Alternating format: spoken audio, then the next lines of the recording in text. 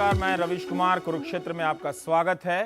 Facebook पर likes और Twitter पर फॉलोअर, ये होते भी हैं या खरीदे जाते हैं, यह मसला अब विवादास्पद हो गया है।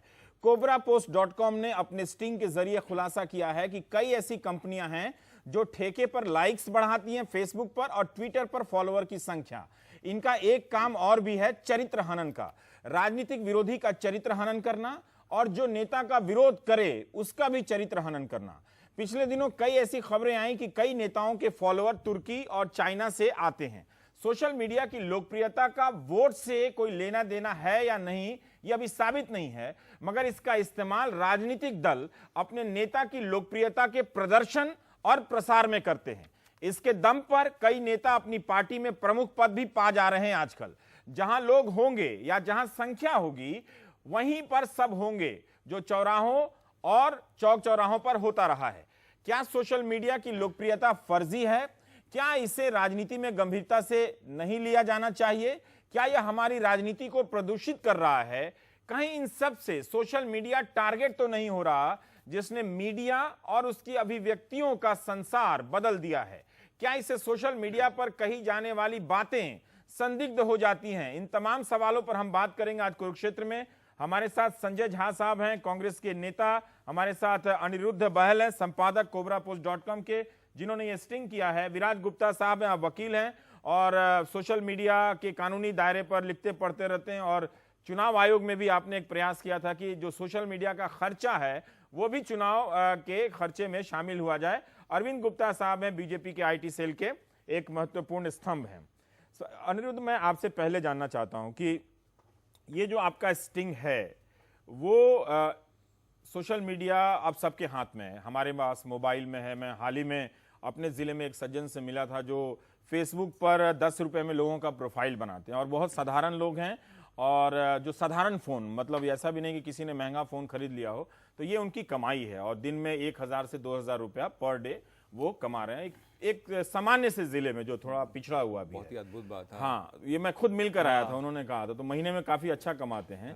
पर मैं ये जानना चाहता हूं कि कोई लाइक्स खरीद रहा है या कोई फैंस खरीद रहा है, ये हम बताकर क्या हासिल करना चाहते हैं? इसके खतरे क्यों लगे आपको? क्यों लगा कि ये दुनिया को बताना चाहिए कि ये जो फॉलोअर हैं ये सही नहीं है, ये जो लाइक्स है वो सही नहीं है? देखिए, इसमें दो एस्पेक्ट थे स्टोरी में। एक तो ये एस्पेक्ट था जो पॉजिटिव फैब्रिकेशन की बात है, जो मैं इसको पॉजिटिव फैब्रिकेशन कहूंगा कि नेता की छवि बुलंद करने के लिए, नेता की छवि को आगे दिखाने के लिए कि कितना नेता सुदृढ़ है, कितना अच्छे तरीके से काम करता है। एक तो ये बात हो गई। तो अगर और नेता को अपना प्रभाव दिखाना है तो उसे ये भी दिखाना होगा कि कितने लोग उसके साथ संपर्क में हैं या जो भी उसको कुछ साइकोलॉजिकल बेनिफिट मिलता हो या लोगों को बताने में बेनिफिट मिलता हो। हमारे हिसाब से तो कोई बेनिफिट नहीं है, लेकिन लोगों को दिखता है कुछ बेनिफिट है, तो उसका ये एस्पेक्ट एक है। लेकिन ये तो बेनाइन एस्पेक्ट है, मैंने कल भी बोला ये बड़ा बेनाइन एस्पेक्ट है इसको, लेकिन इसके प्रोसेसेस तब भी एक तरह से अनएथिकल हैं और जो प्रोसेसेस से करते हैं वो कुछ इलीगल भी है। अच्छा, इसकी प्रक्रिया भी अनैतिक है, ये आप कह रहे हैं? जी ये बिल्कुल। क्यों कह रहे हैं? ये मैं इसलिए कह रहा हूं कि अगर आप समान तौर पे देखिए कि अगर आप पैसा दे के अपना ये बढ़ा रहे हो, अगर आप मैक्रो लेवल पे देखें तो अगर आप नेता हो, अगर आप ये कर रहे हो तो आप लोगों को गुमराह कर रहे हो। अगर आप लोगों को गुमराह कर रहे हो और इस तरीके से अगर आप इन कंपनियों को यूज कर रहे हो और कैश में पेमेंट दे रहे हो तो एक तरह से एक वायलेशन भी है आपका पीपल्स रिप्रेजेंटेटिव एक्ट का।